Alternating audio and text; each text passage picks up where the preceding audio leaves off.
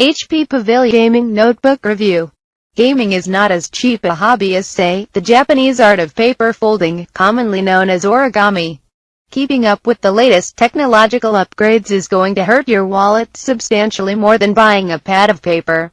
But that's not to say that gaming isn't within the reach of the more thrifty amongst us. Step up the HP Pavilion Gaming Notebook. Design. Like all good gaming laptop, the keyboard glows alien green with a font that echoes a classic 1980s sci-fi. Its keys are sturdy and responsive, and although the touchpad leaves a little to be desired, I'm assuming that most owners will plug in an external mouse for gaming purposes. There are a few design details I appreciate, such as the gradient of green honeycomb rising up from the base and the green feet on the bottom. The Pavilion Gaming's matte black lid looks very neat when folded up. Weight-wise, the Pavilion loads in at around a kilo lighter than the Predator. Size-wise, the HP is nearly 4 cm shorter in depth and 1 cm thinner.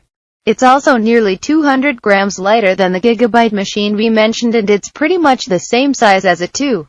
Overall, it's lighter and in some cases smaller than its rivals. The Gaming Pavilion's Full HD screen is very clear and consistent, viewable from nearly all angles and with very good color definition. A 15.6-inch screen might seem small to some, but I didn't find it particularly restrictive. And there's always an HDMI port if you want to throw the output onto a projector. The standard HP parts are present, such as the Bang & Olufsen speakers. While they'll never reach an ear-splitting volume, they're functional enough. There's also the standard unpredictable touchpad. These components won't blow your mind, but they do the job.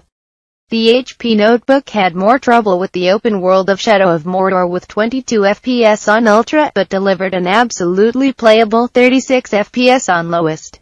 Lowering the resolution from the tested 1080p pushed the frame rate up further to around 40 FPS.